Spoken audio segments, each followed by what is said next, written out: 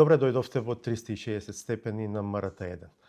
Ова издание на емисијата го реализираме од седиштето на Министерството за надворешни работи и надворешна трговија, каде за соговорник го имаме шефот на дипломатијата Тимчо Муцунски.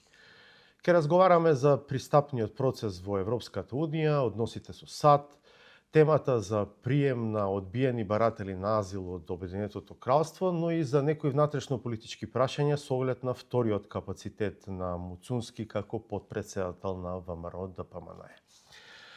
Добре дојдовте во 360 степени, благодарам што ја прифативте поканата за овој разговор. Благодарам за поканата, за можноста да гостувам во вашата емисија и дозволете ми на почетокот да ги честитам престојните новогодишни и божикни празници, прво на вас, на вашите најблиски, на целокупниот ваш тим, но и на сите кои што не следат. Благодарам многу.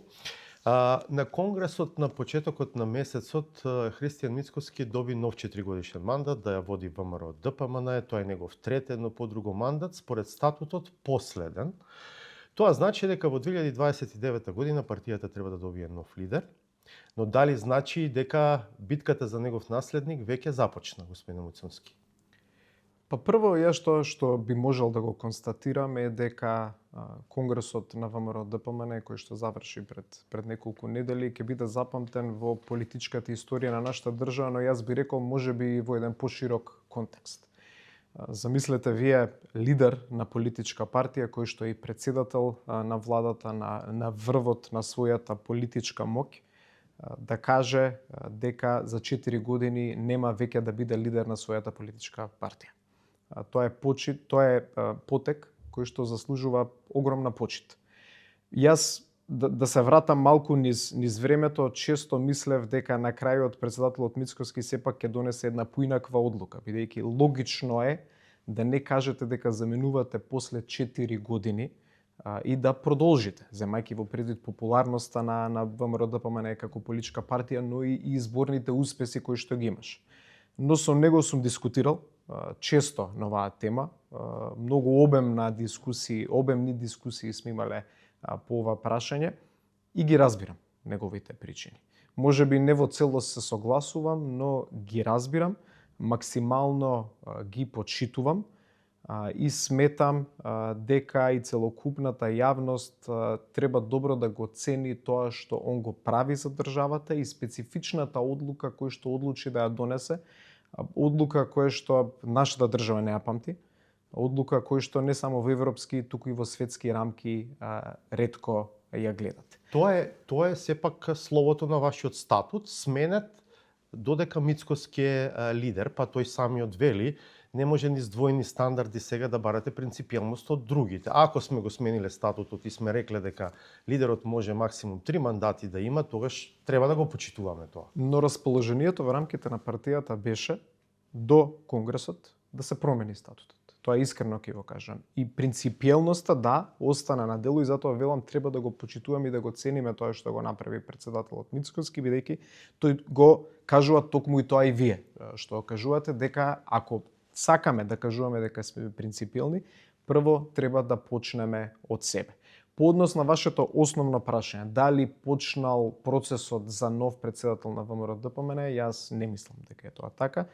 Имаме 4 години каде што председател на ВМРО ДПМН ќе биде Христијан Мицкоски, а нашиот фокус внатрепартиски треба да биде насочен кон реформите кои што значат посилна држава. Така да земајќи во предвид актуелните околности дека ВМРО ДПМН е актуелна владеачка партија. Независно од ова што го говорите, претпоставките се дека идниот лидер треба да се бара меѓу другото и меѓу дел од актуелните министри. Па според вас тоа може ли сепак во еден момент да почне да и пречи на работата на владата?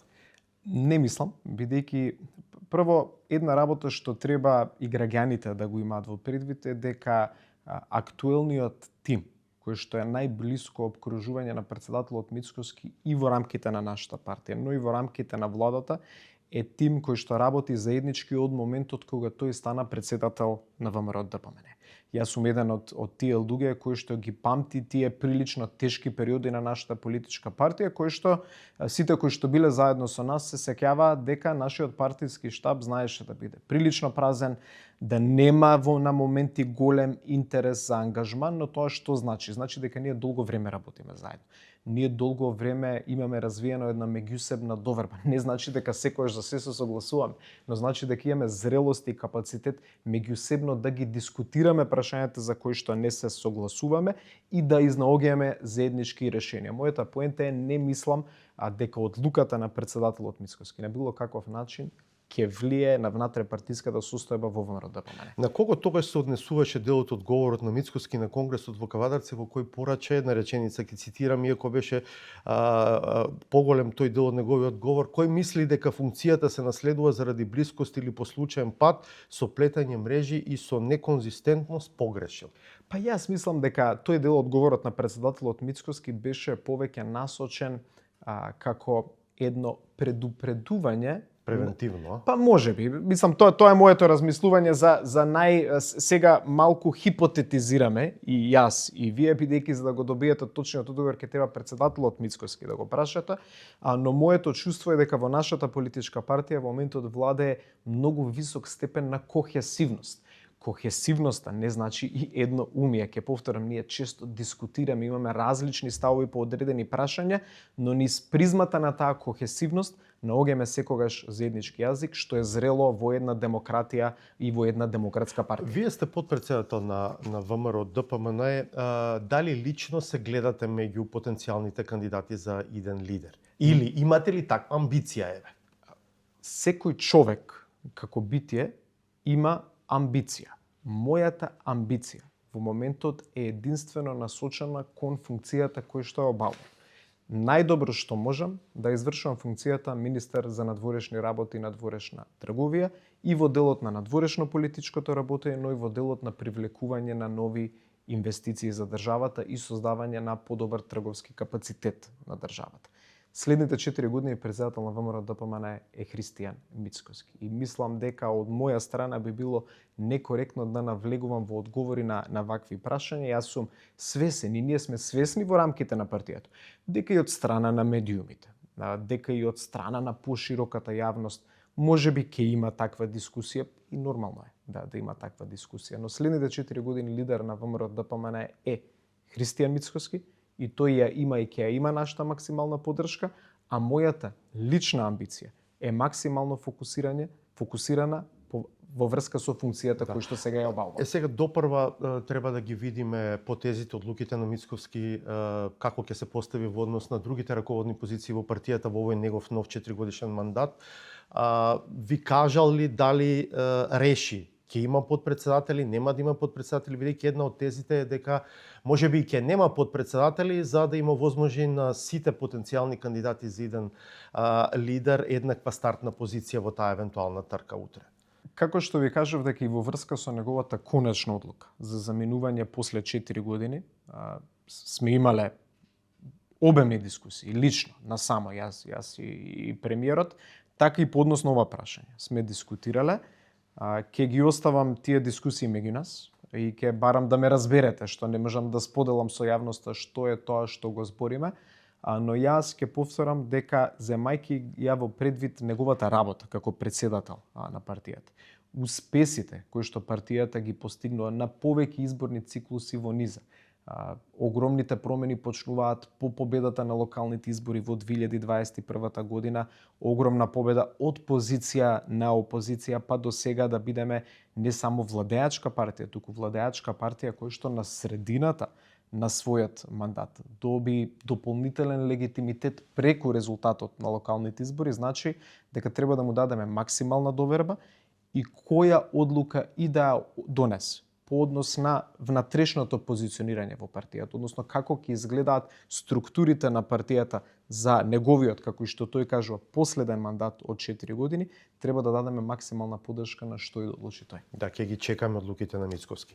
Од изминатиот викенд актуелен е конгресот на ДУИ, сега опозицијска партија, благодарение на одлуките на вашата партија, да направи влада со Влен. Пред да ве прашам за главното политичко барање кое што беше испорачено од тој конгрес, сакам да ве прашам околу нивото на представеност на ВМРО ДПМНЕ на тој конгрес. Печатливо беше дека таму беше генералниот секретар Ѓорѓе Сајковски, заменик координаторката на пратеничката група Дафина Стојановска. Тоа нели е некако превисоко ниво за квалификациите што ги користите за ДУИ секојдневно во политичката политичката комуникација.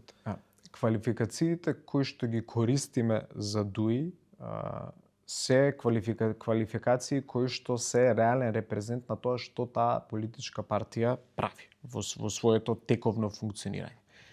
Нашиот однос кон ДУИ и нашиот став за ДУИ е кристално јасен. Веројатно во некои моменти и за нас може би било полесно да се направи коалиција со ДУИ, но сме одлучиле да одиме по потешкиот пат, бидејќи сме верувале дека за ДУИ е добро да почнат процесите на внатрешна реформа и партијата да замине во опозиција. Така да нашиот однос кон ДУИ најдобро се рефлектира преку тоа што се гледа каде е ДУИ сега. ДУИ, заради цврстото позиционирање на ВМРО ДПМН, е во опозиција, и ДУИ, заради силното политичко действување на ВМРО ДПМН, остана во опозиција и по завршување на локалните избори. Што значеше генералниот секретар ваш да биде присутен на тој конгрес? Ние сме политичка партија која што ја цени демократијата и демократските вредности. Тоа значи дека ние можеби не се согласуваме по однос на политички ставови кои што вие ги имате. Можеби и ќе действуваме се што можеме да превенираме ваше учество во активното работење на власта, но тоа не значи дека ние нема да ве почитуваме. Не треба да ги почитуваме сите политички субјекти во државата, на кои што граѓаните во некоја форма им даваат легитимитет. Има многу политички субјекти со кои што и јас лично имам диаметрално спротивставени позиции, не само по однос на нивното функционирање, туку по однос на нивната идеолошка поставеност, по однос на нивните стратешки определби. Но тоа не значи дека доколку тие не поканат да бидеме присутни на нивен конгрес, ние нема да им дадеме минимална почит. Јас ги почитувам и тие со кои што не се согласувам, и токму присуството мислам дека беше еден знак на меѓусебна почит дека сите учествуваме во политичкиот живот во оваа држава и сите имаме некоја форма на поддршка дадена од страна на граѓани. Сега поврзано веројатно и со вашата одлука за партнер во владата да го изберете Влен, а не ДУИ, лидерот на ДУИ Ахмети од овој конгрес испорача политичко барање, едното владата во иднина да се избира со Бадентерово мнозинство во парламентот, а исто така и Уставниот суд кога ќе носи одлуки за закони кои што во собранието се носат со Бадентерово мнозинство, и Уставниот суд да решава со Бадентерово мнозинство. Како ги разбирате овие барања на Ахмети? Мислам дека господинот Ахмети уште живее во фолклорот од кога прв пат има земено учество во владата од 2002 година. Поминате се многу години, повеќе од 20 години од времињата во кое што е заглавена неговата свест. Може би длабоко во себе знае дека сите овие работи за кои што зборува се нереални, но очигледно се чувствува дека му е стеснет политичкиот простор и нема друга тема на која што може да дискутира. Јас не верувам дека има во оваа држава млад македонец, албанец, турчин, ром, влав кој што верува во сите овие работи. Јас знам дека нашите граѓани очекуваат да обезбедиме подобри услови во делот на стандардот на живење. А овој политички фолклор е фолклор кој што потекнува за период кој што е од пред 20 па и повеќе од 20 години, но недостатокот на креативност и визија е причината зашто ДУИ е во опозиција, а по оваа реторика која што доаѓа од господинот Ахмети, тоа што на мене ми станува се појасно е дека ДУИ уште е еден подолг период веројатно ќе мора да остане опозиција. Но еве на тема Бадентер или избор на влада со Бадентер, како што вели Ахмети. Тоа на пример вие што го имате малцинскиот представник на албанците во парламентот за партнер во владата ви прави проблем при гласањата во собранието. Па вие честопати не можете да истуркате закони кои што се носат со Бадентер затоа што ви треба поддршката од другите представници на немнозинските заедници во собранието. Така што како да кажам, Бадентер е сепак важен механизам при носењето на одлуките во собранието. Неспорно дека тој механизам е дел од нашиот уставно-правен поредок. Но истовремено тој не е механизам кој што се користи за избор во влада, за гласање во Уставниот суд. Вие замислете, хипотетички да би дозволиле Бадентер, еве да се согласиме, што не се согласуваме, од старт ви кажам, што е целта? Уставниот суд да го претвориме во алтернативен, втор законодавен дом во државата, не е тоа неговата функција. Од уставно-правна гледна точка, ви кажам, апсолутно нелогично е тоа што го зборува господин Ахмети. Од гледна точка на државното уредување, исто така е нелогично. Неспорно е дека на моменти има одредена комплексност при обезбедување на Бадентер, но тоа што би ви го кажал е дека во актуелниот мандат на владата, законите кои што се поврзани со Бадентер, во огромен обем, не сите, но во огромен обем, се закони поврзани со европската интеграција на државата, закони кои што ќе имаат европско знаменцо и на крајот на денот, ако пратениците од опозицијата одлучат дека не сакаат да поддржуваат закони кои што се дел од европската агенда, тоа е па една потврда за една друга лицемерност. Постојано на пресконференции повикуваат за забрзување на процесот на европска интеграција, но еве гледаме како за тесни политички интереси не обезбедуваат Бадентерово мнозинство за закони кои што се поврзани со европската интеграција. Знаат и да гласаат. Знаат, затоа велам, не секогаш. И затоа велам дека политиката не е чиста аритметика.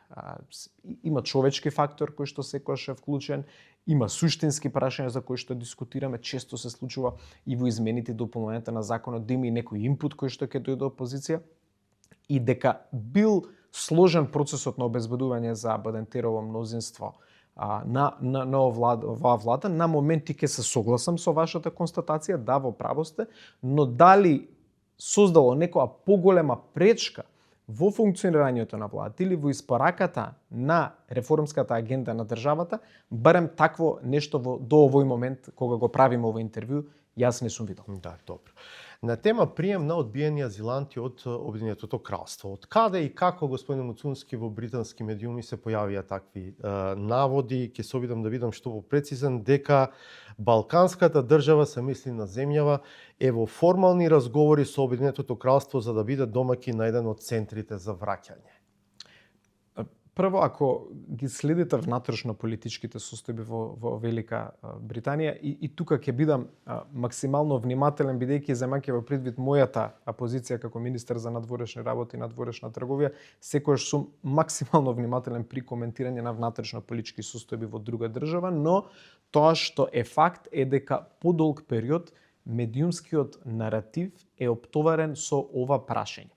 И не сме прва држава која што шпекулативно од страна на одредени медиуми во Обединетото кралство се спомнувала во овој контекст. Па би рекол, веројатно сме трета, четврта, пета држава и тоа не ни прва држава од нашиот регион. Но има држави што им се согласија, Точно. И не само од регионов. Точно. Да речеме, се почна со тој договор со Руанда, па кога се смени власта таму отпадна тој договор. Така што да, се спомнуваат и други држави, но реално има и договори со други држави. Односно спремност од други држави да пристапат, да прифатат дел од тоа што го бара Лондон. Потполно сте во право, господине Попетрески, тука не го негирам тоа, но има и многу држави кои што се спомнувале, па демантирале и на крај ништо немало.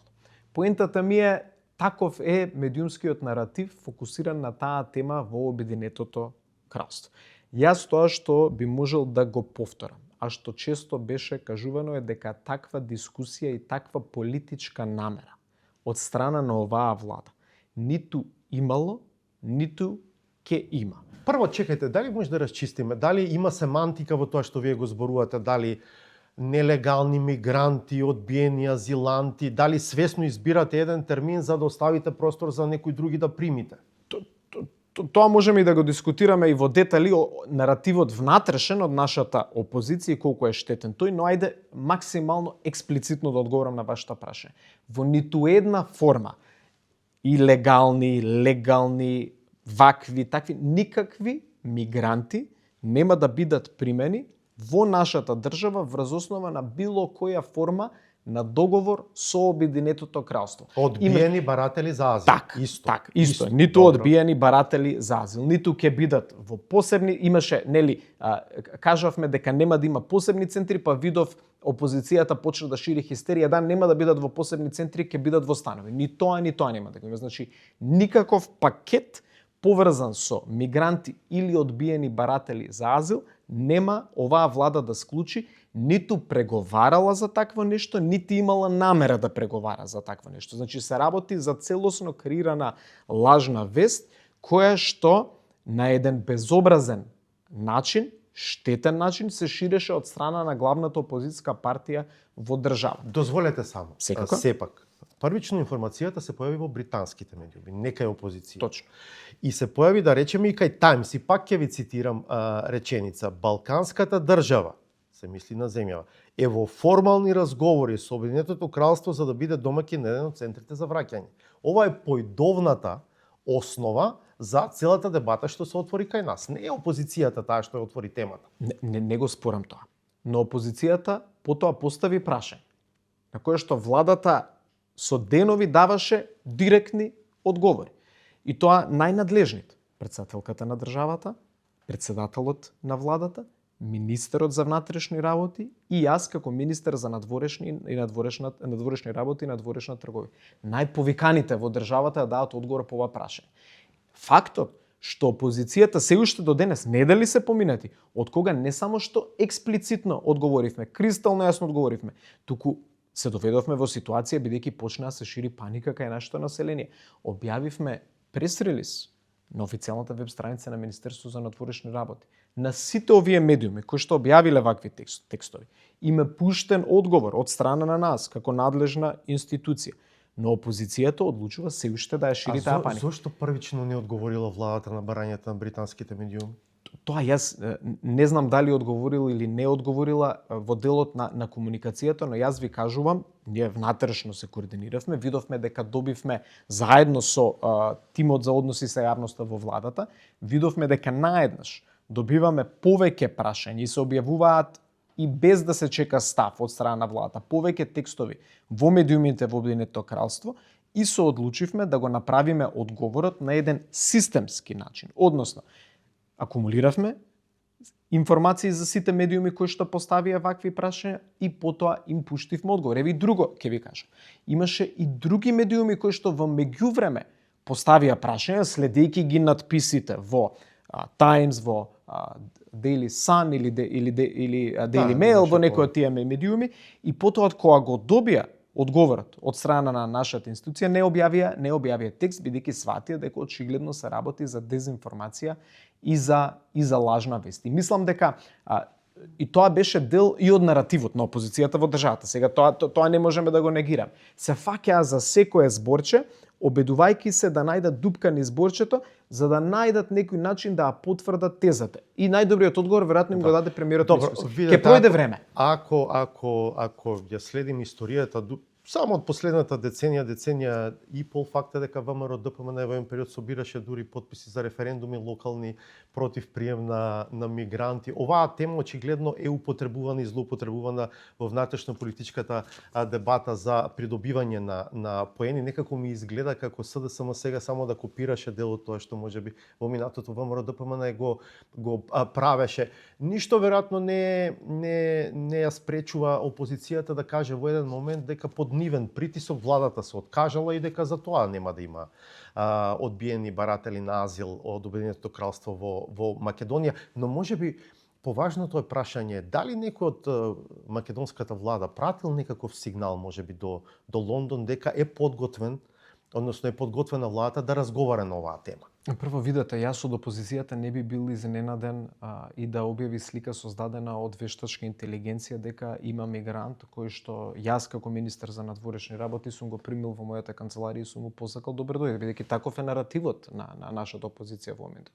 Ќе подстам ова опозиција која што јас само се сеќавам пред неколку месеци кажа дека официјална фотографија од Белата куќа е фотографија од музејот Мадам Тисоц. Така да жалам за степенот до кој што дојде на нашата опозиција и жалам за фактот што си дозволува со ваквиот наратив да се обидува да создаде еден немир прво кај нашите граѓани, бидејќи морам да ви кажам објективно, барем по однос на ова прашање. Јас почувствував дека кај луѓето беше создаден немир по однос на пораките кои што ги примав, по однос на реакциите кои што ги имавме, а најдобар доказ за тоа што прави и што правила владата, веројатно го дава времето, па дури и историјата ќе го даде Се одговорот на проверивте седата. внатре во владата, дали некој можеби и полусигнал дал дека сте спремни да разговарате на таква тема? Јас прво ќе кажам нешто што го кажав пред неколку минути кога ги дискутиравме. Апсолутно е јасно кој во владата има и кој во оваа држава има надлежност да дискутира по ова прашање. Затоа не треба да има никаква дилема.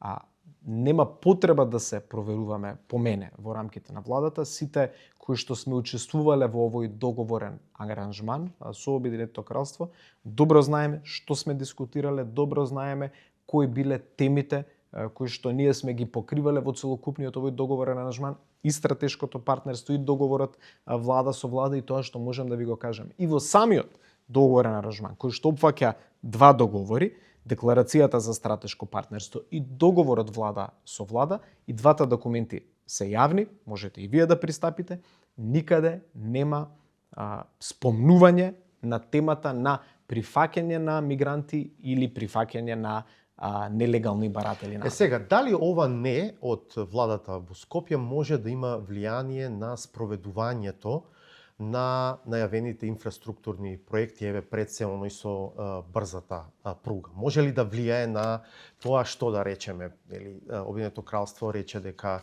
ќе даде гаранции за позајмиците кои што сака да ги направи македонската влада за да гради дел од овие инфраструктурни проекти? Може ли да видиме известно ретерирање, повлекување на Британија од тоа? Не, мислам дека нема такво нешто. Нити има такво нешто во најава, нити моето чувство е дека такво нешто ќе се случи. Многу е јасен договорот влада со влада. Тој е еден навистина стратешки, но комплексен договор по неговата содржина и има одредени аспекти каде што во моментот товарот на исполнување на обврските повеќе лежи на наша страна, но тоа што го знаме дека сите институции во државата се максимално фокусирани на реализацијата на тој проект кој што за нас има стратешка природа и од гледна точка на поврзувањето, инфраструктурни и енергетско поврзување, би го вброил во топ 3 проекти на кои што е фокусирана владата. Во текстот зошто се измести првичната најава од тоа дека оваа есен веќе ќе гледаме активности на терен, кон тоа дека тоа веројатно ќе се случи идната есен во делот на брзата пруга? Најконкретниот одговор ќе ви го дадат по ова прашање во Министерството за транспорт и врски. Но тоа што прем јас го знам, бидејќи ние често дискутираме за овој проект не само на седница на влада, туку и во рамките на неформалните разговори кои што ги имаме, е дека за да се реализира овој проект кој што е навистина комплексен, голем од обем, бара активирање на огромен број економски оператори, не само од државата, туку и надвор државата, има потреба за остварување на одредени предуслови кои што се поврзани од една гледна точка, да го упростиме тоа за граѓаните, поврзани со самата изведба, односно одредени студии кои што треба да се реализираат пред да дојдеме во изведбата, и втор аспект комплексноста на решавањето на прашањето по однос на финансирањето на Да, не е спорно тоа, повеќе е спорно кој тоа не го знаеше кога првично излезе со изјави дека толку брзо ќе оди сето тоа со брзата пруга. Видете, ние како луѓе на почетокот на емисијата го спомнавме терминот амбиција. И како во оваа влада гледате огромен број на министри, огромно мнозинство на министри кои што имаат многу висок степен на амбиција. Сакаме да го направиме најдоброто во нашите ресори, за да не сме бидеме и волунтаризам да постои. Се согласувам и со тоа, но некогаш се појавуваат објективни пречки во нашето работење. Се случува и јас во текот на моето работење, да мислам дека нешто ќе го реализирам побрзо, но некогаш процесите не зависат единствено од нас. Тоа што е сигурно и во кој што граѓаните треба да бидат уверени, а кој што го гледаме преку реализацијата на овој договор, е дека брзата пруга ќе биде проект кој што владата ќе го реализира. Кога сме кај најавите за инвестиции од надвор, вие неодамна повторно бевте во посета на Обединетите арапски емирати, се сретнавте таму со министерот за надворешна трговија, патем тоа мислам дека е нов ресор во нивната влада. Сега по претходната посета во април годинава, посета при која што македонската делегација предводеше премиерот, тој најави можни инвестиции од оваа држава, меѓу другото, например, рече дека инвеститор од Обединетите Арапски Емирати би градел на локација близу касарна Тилинден во Скопје и дека ќе го цитирам, тоа ќе биде лендмарк не само за Скопје и Македонија, туку и за регионот. Зошто ништо не слушнавме на оваа тема во меѓувреме? Нашата цел е со Обединетите Арапски Емирати да изградиме едно многу специфично и посебно партнерство. Прво, тоа е држава која што има сериозна традиција во успешни капитални проекти надвор од незините граници. Држава со која што, јас би рекол, и од стратешка гледна точка делиме многу исти ставови. Јас тоа што би можел да го кажам и во рамките на моето работење, но потоа ќе ви дадам и коментар на тоа што го кажал претседателот на владата, е во моментот со Обединетите Арапски Емирати дискутираме и имаме веќе активен диалог помеѓу нашата институција, Министерство за надворешни работи и надворешна трговија и нивното Министерство за надворешни работи за два договори. Првиот договор е договор за стратешко партнерство кој што ќе ги олесни меѓусебните инвестиции. Тоа не би олеснило само инвестиции од таа држава кај нас, туку и наши потенцијални инвестиции таму. А втор договор за кој што дискутираме е договорот за слободна трговија. Тоа не се договори кои што се лесни да се усогласат, бараат време и клучен предуслов за реализација на дел од тие инвестиции кои што ги најави и премиерот, а за кои што има, јас би ви кажал, огромен интерес, и тоа не само за инвестиции во Скопје, туку и за други градови во државата. Тука би се воздржал од дополнителен коментар. Конкретен е интересот, финансирањето може многу ефикасно да се обезбеди од нивна страна. Широко е портфолиото на интерес, не е единствено насочено, меѓу другото овој е еден од тие проекти, но има и други проекти за кои што има интерес. Но би рекол, веројатно во моментот товарот за реализација на сите овие проекти лежи во институцијата во која што ние се наоѓаме во моментот, така да јас ќе бидам, бидејќи гледам дека во детали вие ги следите роковите кога ги ветуваме работи, така треба да биде. Тоа е ваша работа како медиум. Јас би ви рекол дека ние како институција заедно со претседателот на владата, заедно со другите институции во државата кои што се вклучени во овие процеси, меѓу другото максимално фокусирано работиме и на овој потенцијален договорен аранжман со Обединетите Арапски Емирати. Се спомнува инвестиции, тоа повторно лично од премиерот, и во Охрид, изградба на Чебрен потенцијална, Попова шапка. Премиерот во еден момент јавно дури рече дека е подготвен да ја плати политичката цена за критиките што би стигнале до него, дека еве ја продал Македонија на арапите, но од денешна перспектива дали владата сепак прелесно вели оп без да скокне? Владата е амбициозна. И владата, за разлика од претходниците наши, работи за подобар стандард на граѓаните. И тоа по мене е ноторен факт. Владата има и конкретен успех по огромен број на проекти, посебно во делот на привлекување на странски директни инвестиции, на обезбедување на подобри услови и за нашите инвеститори надвор од државата, и владата ќе продолжи максимално фокусирано да работи на реализација на овие проекти. Например, се сеќавате, например, на вашите критики за најавите на Заев дека Google и Facebook ќе дојдат во Македонија. Еве сега, овие најави се дадени пред половина година. Лендмарк, Охрид, Шапка, Чебрен. Како прелесно да се ветуваат работите. Прво, јас сум убеден дека со Обединетите Арапски Емирати ќе има конкретна соработка. Второ, тоа што би можел да ви го кажам е дека ваков тип не само на држави, туку корпорации од ваквите држави не носат одлука денес да инвестираат утре. Тоа е сложен процес на носење на конкретна одлука за инвестиција. Примерот кој што вие го давате е влада која што некаде на почетокот на својот мандат ги вети Google и Facebook. Помина мандатот од 7-8 години, не ги видовме Google и Facebook. Ова е пример на влада, добро кажавте вие, кој што пред 6 месеци најавила конкретна соработка со Обединетите Арапски Емирати.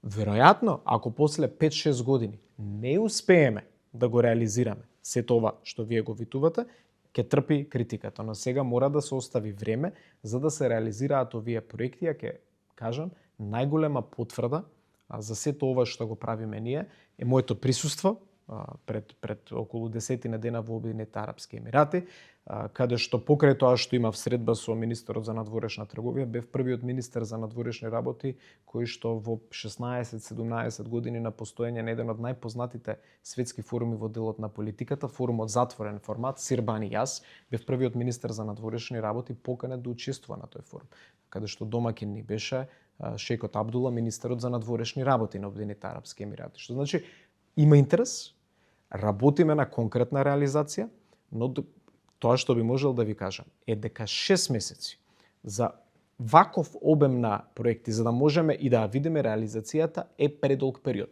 Политички гест, например, Прекраток, мислам. Предкраток период, да, извинете, лапсус лингва од моја страна. Но, например, политичкиот гест во однос на оваа билатерална соработка, веднаш се виде. Веднаш по враќањето од Обединетите Арапски Емирати видовме ослободување од визи за сите наши граѓани. Значи, желбата постои од двете страни, сега треба да си ја сработиме домашната задача, а по однос на вашето прашање, ако за 5-6 години нема ништо, а сме ветувале, тогаш да, ја прифаќам потенцијално критиката. За односите со САД кои се опишуваат како односи со стратешки партнер, моето прашање било што доби нашава земја од тоа што, како велеше премиерот, први се поредивме во редот и влеговме во периметарот по влегувањето на Трамп во Белата куќа. До сега. Циници велат, освен повисоки царини, ништо.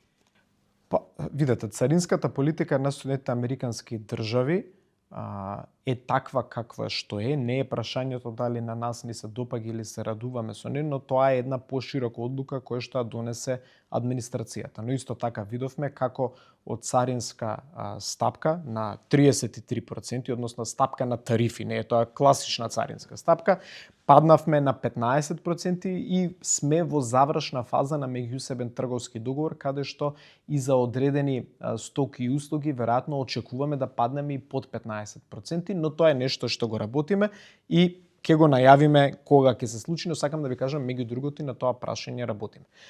Соединетите Американски држави во моментот нас, како држава од билатерална гледна точка, не гледаат како еден од најдоверливите партнери кои што тие ги имаат не само во регионот, не само во Европа, туку би рекол и од еден поширок контекст.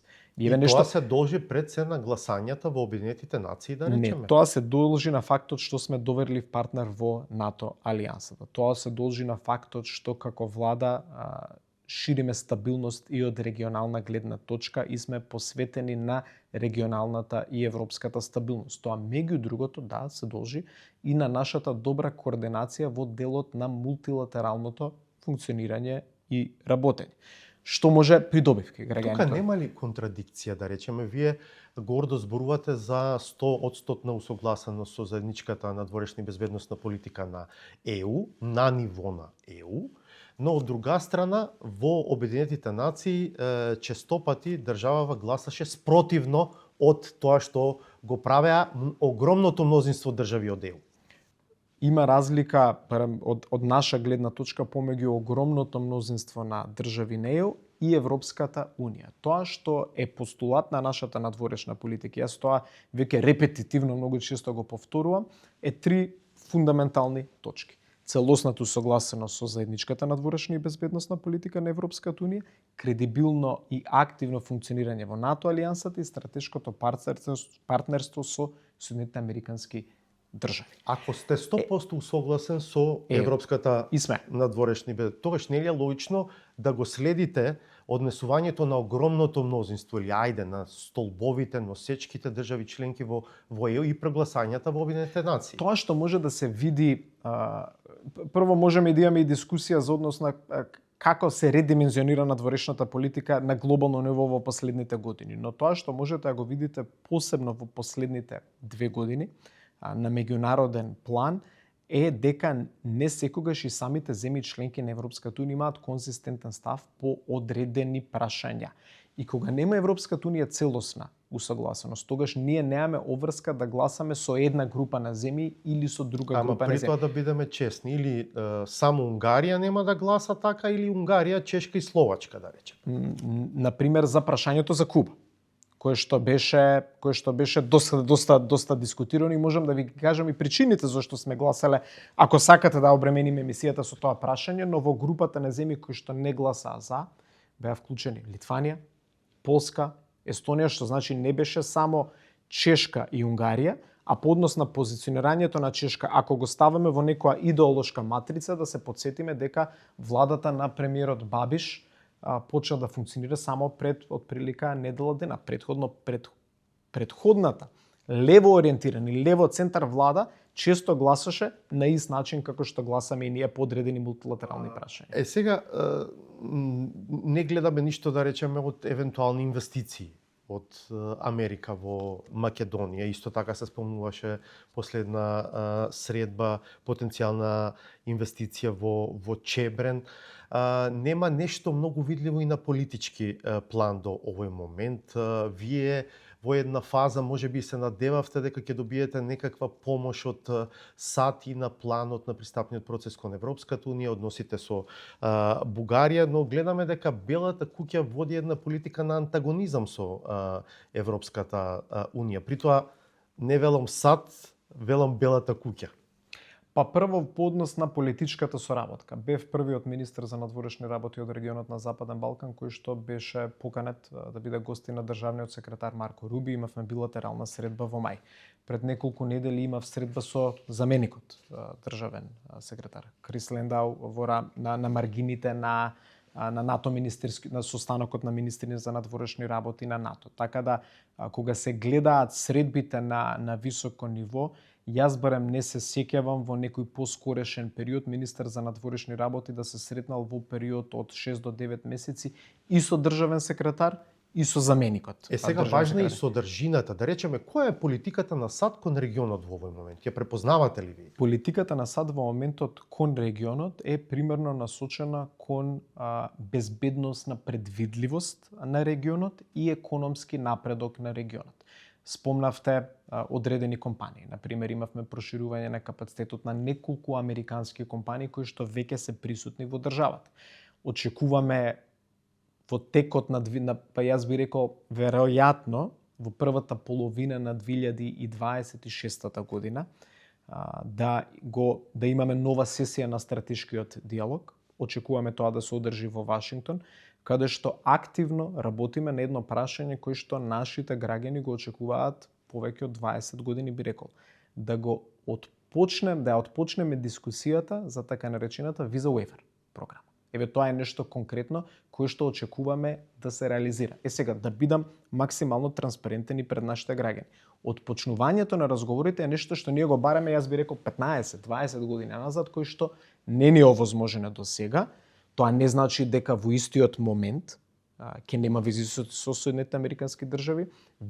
Преговорите по однос на Visa Waiver програмата се преговори кои што траат прилично долго, неколку години, бараат голем ангажман од нашите институции, но тоа е едно прашање за кое што ние работиме во првата половина од 2026 година да ги отпочнеме разговорите. Во меѓувреме имаме во овој момент дискусии со повеќе американски компании кои што не гледаат нас како пазар за евентуални инвестиции. Клучното тука е што нашиот фокус на привлекување на странски директни инвестиции е насочен кон диверсификација на инвестициите кои што ги бараме. И знаеме сите многу добро дека во овој момент барем примарната индустрија присутна во ТИРЗ зоните е автомобилската индустрија, но разгледуваме и во моментот комуницираме со неколку американски компании. Така да ќе има конкретно, но да се навратиме на вашето прашање. Тоа е и фокусот на оваа администрација. Соработка во делот на безбедносните прашања, да имаме стабилен регион, каде што безбедноста е предвидлива и соработка во рамките на економијата и трговијата. И тоа е видливо од прилично голем број стратегии. Како да почнува видливо да станува разногласието помеѓу Белата куќа и Capitol Hill во односот кон ЕУ, па ете, ако сакате и кон овој регион, иако сме ние мали во однос на тоа што се интересите на САД. Например, во таа смисла, која според вас е политиката на САД кон ЕУ? Таа од стратегијата за национална безбедност, во која што се предвидува како беше цивилизацијско пропаѓање на Европа, или она од актот за трошоците во одбраната, каде повторно се става фокус на трансатлантското партнерство? Одговорот на ова прашање е прилично комплексен. Но одговорот на ова прашање не треба да го гледаме издвоени од тоа што се случувало пред да дојде последната администрација на претседателот Трамп. Не е нешто ново во Соединетите Американски држави од Capitol Hill да доаѓаат различни гледишта по однос на надворешната политика од тоа што го имаме од State Department или од тоа што го имаме од Белата куќа или тоа што доаѓа од Советот за национална безбедност на National Security Council во рамките на Белата куќа. Дали во моментот има еден можеби малку повисок степен на дискрепанца по одредени прашања, па можеби да, а некој би рекол и можеби не, бидејќи и во овој документ кој што произлезе од Capitol Hill за кој што вие зборите, исто така се гледа силен фокус на економијата, на трговијата, на меѓусебните економски односи, како што се гледа и во стратегијата која што произлезе од извршната власт. Изненадување е за вас што во овој актот за трошоците во одбраната влезе и како се вика закон за демократија и просперитет на Западен Балкан? Не е за мене изненадување од тоа што произлезе од страна на Capitol Hill. А содржината него? Од која гледна точка? Па да речеме, таму се зборува за тоа дека САД треба на некој начин да се вратат со своето присуство во оваа смисла. Повторно поддршка на демократскиот развој на... Мислите во делот каде што се повикува и на дополнителни инвестиции во делот на реформа на правосудни системи, веројатно на тој дел од документ. Борба против корупција и борба против корупција. Повторно, например, се спомнува поддршка на силно цивилно општество, поддршка на независни медиуми, поддршка на други демократски пилари, отчетни влади и институции. Така, затоа ве прашав конкретно на тој дел што мислите. Прво, мене не ме изненадува. Кога вие сакате... Бидејќи во моментот има еден вакуум. САД ги нема во тој дел ангажирани овде во регионот. Затоа и ве прашам. Но самиот документ кој што доаѓа од Capitol Hill не значи дека пристапот по ова прашање ќе биде ист како пристапот на претходните администрации. Но истовремено ќе повторам. Јас ви велам дека во регионот кај нас главен фокус на оваа администрација, барем тоа што јас го гледам, е прво безбедноста, стабилноста и второ силна соработка и ефикасна соработка во делот на економијата, трговијата и инвестициите. И Соединетите Американски држави, доколку сакаат регионот да биде стабилен и отпорен на влијание на трети страни, кои што можат да создадат негативен импакт во регионот, тука примарно фокусот е очигледно и по овие две стратегии на две држави, отпорност од Русија и од Кина. А од друга гледна точка, ако сакаат да ги поспешат инвестициите, трговијата, тогаш природно е дека ќе ни помогнат во градење на силни институции, во градење на правосудни и административни системи кои што се отпорни на корупцијата.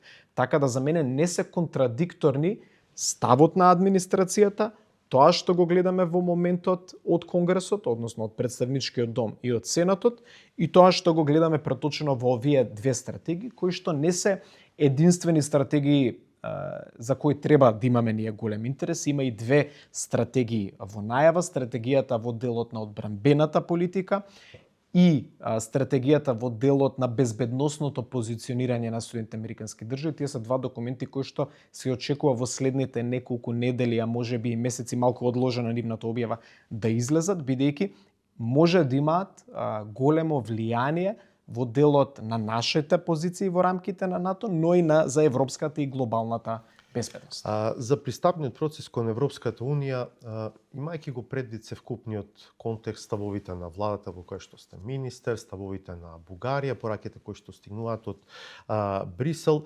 дали треба да заклучиме дека нема ништо од темата ЕУ во догледен период, барем во следните неколку години? Моje мислење е дека ние треба по однос на ова прашање да ставиме фокус на две поидовни точки.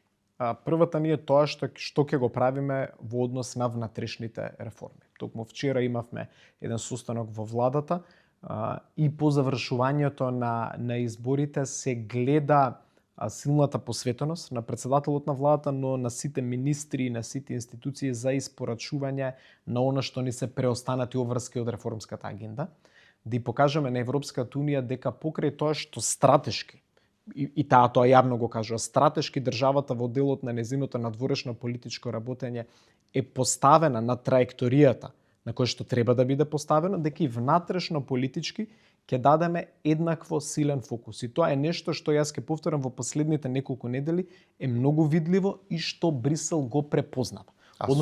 Зошто доцна толку тој пакет закони од правосудството, да речем? Требаше до јуни огромен дел од нив да бидат донесени, дел колку што имам информација од Правда, значаен дел, можеби и сите се подготвени, но во влада нешто се случува. Имате разногласие ли од тоа што излегува како продукт од Правда, како ВМРО ДПМН? Често се случувало во државата да се носат закони и во делот на правосудството и во делот на прашања поврзани со реформата на администрација па и други области, а да не бидат добро обмислени и да бидат добри на хартија, но да не можат лесно да се имплементираат, односно да има недостаток на имплементација. Мислам дека едно од објективните причини зошто доцна дел од законите во делот на правосудството беше сплет на вакви прашања. Сакавме прво да донесеме закони кои што ќе бидат усогласени со највисоките стандарди на Европската унија, но исто така и закони кои што ќе може потоа да се имплементираат, бидејќи најопасното нешто во делот на апроксимација со европските стандарди е вие да донесете закони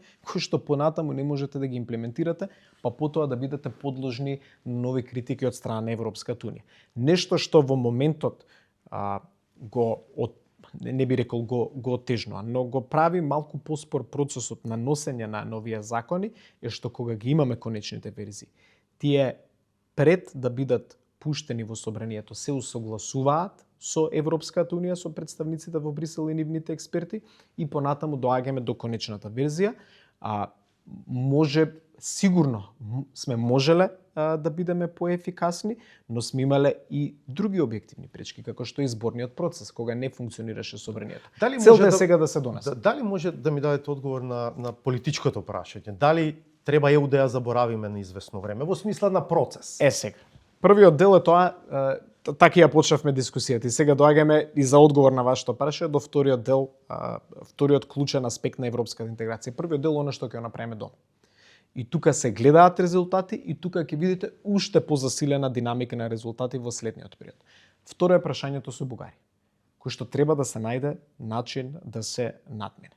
Тоа што мене ме охрабрува е чувството помеѓу повеќе земји членки на Европската унија дека мора да се најде некое решение помеѓу двете држави и не само чувството за потреба од изнаоѓање на решение, туку и очигледниот ангажман не само на институциите во Брисел, туку и на неколку земји членки за создавање на доверба помеѓу двете држави, за да се најде некое решение, за да се одблокира овој процес, односно да дојдеме до моментот на отпочнувањето на преговорите. Бидејќи знаеме дека во моментот не се отпочнати преговорите и тоа е нашата основна пречка. Бугарија има поинаков став кон прашањето, смета дека се е договорено и дека сега наред е земјава, дека таа треба да испорача. Јас не велам дека ќе биде лесно да се најде решение, јас не можам со апсолутна сигурност ниту да ветам. Јас можам да го ветам единствено тоа што зависи од мене и тоа што зависи од нас. Но јас ќе ви кажам дека ние водиме активна кампања на објаснување на нашите позиции. Кај голем дел од земјите членки има разбирање за нашите позиции, па дури би рекол дека тоа разбирање за нашите позиции се потврди и од некои актуелни случувања помеѓу двете држави и мислам дека ќе има засилен ангажман. Објективна пречка која што повторно ни се поставува на патот е фактот што во Бугарија следи изборен период, во кој што ќе биде тешко, според мене, да се водат преговори, но ние не го исклучуваме тој процес. Секогаш сме на располагање за разговори во било каков формат. се согласувам со една неодамнешна изјава на председателот на владата, на премиерот Мицкоски, во тоа дека и Софија треба да расчисти дали е ова билатерално прашање или дали е ова прашање кој што треба да го решиме во европски формат, но тоа што јас ќе го кажам е дека ние имаме желба во добра верба да дискутираме со Софија, да работиме за изнаоѓање на решение, но не за решение каде што ќе има ризик за неколку месеци повторно да бидеме во истата позиција во која што сме сега. За нас клучен термин е предвидливост. Нешто што за жал на нашата држава не е дадено повеќе од 20 години. Вие знаете дека многу тешко е да добиете предвидливост. Особено еве ради политичката нестабилност во Бугарија. Вие можете да добиете, да речеме, некаков став од некоја бугарска влада. Утре ќе се смени владата. Таа може слободно да го смени. Предвидливоста на која што инсистирате, се плашам дека е невозможно да ја добиете. Една од причините зашто ние посакуваме членство во Европската унија е фактот што самата унија обезбедува политичка, економска предвидливост и стабилност. Нели? Се може да се случи, но траекторијата на Европската унија не би требало да се промени. Јас ова што вие го говорите сум го слушнал од многу мои соговорници и до некој степен може да речам дека е легитимна тезата, но не би можел да кажам дека се согласувам со оваа теза. Зошто? Не сме ние било која држава. Јас разбирам некоја држава од која што не се барала ниту една национална отстапка од сега, па сега за прв пат се вели, видете, направете го барем овој мал компромис, па за нејзе да биде лесно и да вели, па добри нешто да се појави понатаму, ќе најдеме решение. Еве како мал пример ќе го дадам, овој очигледен спор кој што постои не е пренагласен, но помеѓу Црна Гора и Хрватска, така. Па наоѓаат некои решенија, па наоѓаат некои компромиси, тоа не е многу нагласено во јавноста и верувам дека и на двете страни не им е лесно. Но предвидливост во овој случај бара од Европската унија, од нејзините земји членки, држава од кој што било барано промена на знамен, промена на устав во неколку наврати, уште од почетокот на 90-тите години па до денешниот историски контекст. Од држава која што 2001 и 2002 година имаше целосно реструктурирање на внатрешниот уставно правен поредок, кој што, ако речеме дека бил лесен процес, би се лажеле, држава која што го промени своето име. Значи, таа е таа држава која што и вели на Европа. Помогнете ни заеднички да го заштитиме кредибилитетот на процесот на европска интеграција. И таа е таа држава кој што бара предвидливост, бидејќи е специфичен пример по однос на компромисите кои што нејзината нација, нејзиниот народ ги правил во вербата дека Европа ќе донесе подобра иднина за државата и во се уште постоечката верба, покрај сите двојни стандарди, покрај сето она што и се правило на нашата држава, се уште постои верба кај нашиот народ. За жал кај нашиот народ нема развој, кај нашиот народ за среќа нема развој на евроскептицизам, но за жал се повеќе, доколку Европската унија не ни помогне да најдеме некој решение, јас барем гледам развој на тоа што го нарекувам европесимизам. Верба дека Европската унија е најдоброто нешто за нашата држава. Од тие што ќе останат во земја, но не доверба дека Европската унија е подготвена да ги отвори вратите за државата. Потенцијално најлесниот потек што може да го направи оваа влада, ова мнозинство, утре ќе ги направи уставните избори. Имаме мнозинство. Така? Што доколку за 6 месеци Бугарија почне да отвори прашање како акцијски план за малцинство, прашање за работење на историска комисија, бидејќи јас сега сум максимално внимателен во тоа што ја кажам, бидејќи знам дека ова интервју ќе се гледа и во Софија и ќе се анализира се што јас кажувам за да се следи ставот на владата. Акцијскиот план е обврска од преговорската неспорно и обврска што е на пат да се реализира, но друго нешто сакам да кажам. Ставот на Софија е дека државата има обврска да го имплементира пакетот од 2022 година. Вие знаете ли? И знаете, знам дека вие знаете, бидејќи во детали ги следите тие работи, но како реторичко прашање да го поставам. Не сум јас тој што на вас поставува прашање. Што значи пакетот од 2022 година? Тоа е апстрактен политички термин. Па нели имавте доволно време од година и по тоа да го разјасните? Се обидуваме да го разјасниме. И тоа за нас е едно од клучните прашања. Оти мислам дека ако го разјасните, тогаш и вам ќе ви биде полесно да ги носите следните чекови. Максимална енергија вложуваме да го разјасниме тоа прашање, но истовремено и на представниците на Европската унија да им кажеме дека како влада немаме никаква подготвеност да прифаќаме било кои идни одстапки по однос на наш идентитет, јазик и историја. И очекуваме европските институции да го потврдат тоа. Бараме предвидливост по патот, бараме да ни се каже како држава разбираме дека носевте тешки одлуки, ги цениме тие тешки одлуки и за вас од сега натаму ќе се применуваат критериуми. И исто така бараме, кога се бара од нас да се оди и над стандардите, на највисоките стандарди во Европа, прем да очекуваме нашите соседи да покажат еден гест, ако не друго, и да ги применат своите обврски кои што произлегуваат од Европската конвенција за човекови права, односно од Европскиот суд за човекови права, кој што е во Страсбург. Добро, темата ЕУ и Бугарија е широка, можеме уште многу да разговараме за неа, но времето за овој интервју е толку. Благодарам за овој разговор. Благодарам, ми беше задоволство.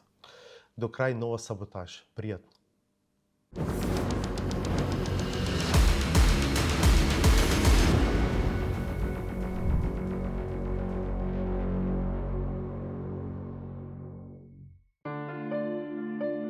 Председателката изгледа станува се повеќе свесна дека постои сериозна разлика меѓу неа и професорката од правен. Не дека на дуњата генерално не е така, но секогаш е важно да превагне некоја од подобрите верзии. Цврсто верувам дека во секој од нас има по неколкумина. Се разбира дека е така, имали подцврст доказ од тоа дека министрите се наоѓаат на некоја друга планета што немаат досет за тоа што се случува во микросветот во кој живеат нивните избирачи. Па се убедени дека се е само впечаток, ама без аргументи. Сај паркет të gjithë artikujve ushqimor në bazë vjetore gjendja është stabile. Është ai perceptim i qytetarëve që çmimet janë shtrëtuar dhe janë arsye. Jo, nuk është perceptim, në bazë të parametrave, në bazë të fakteve. Чувството дека нешто не се игра е само перцепција, ако или не играш или не знаеш што се игра. Оти како инаку во една иста реченица говори за танго за кое треба само еден партнер, за веднаш потоа да констатираш дека има премногу играорци, а нема рободеци. За да се игра една игра, потребни се двајца. Во овој момент ние сме фатени во коло и се вртиме во круг. До кога тоа ќе трае, навистина во моментов не можам да дадам конкретна проценка, но едно знам, мислам дека се игра на време и едноставно се игра на кондиција. За да не се губи веќе силата и да се смени менталитетот, навистина е потребен радикален пресврт. Мора да се воспостави ред. Вие не можете секогаш во 5 до 12 да ги завршуваме работите. Ајде еднашка да бидеме дисциплинирани и навремено да ги завршиме работите. Но тоа важи само за трезорот. За другото, како измените на скандалозниот 353, една од најголемите причини поради кои паднаа претходните. Наместо се да биде навреме и како што личи, се паѓа во цајтнот. За мене ова брзо доставување на предлогот на крајот на годината, кога истекува рокот од 6 месеци од Уставниот суд, се плашам да не направи повторно втор упад во казнената политика. И на крајот, кога навистина премногу се брза, па и со заклучоците. Иако многу не веруваат, јас сум убеден дека првата подземна сообраќајница во градот Скопје и во државата ќе го има мојот подпис. Откако тргна Коце, па продолжи Петри и ја заглави Данела. Таа сообраќајница веројатно и конечно ќе го добие својот подпис. И се е тоа во ред, ама ќе биде втор, оти подписот на првата, иако далеку помала, за волја на вистината, ставил некој друг.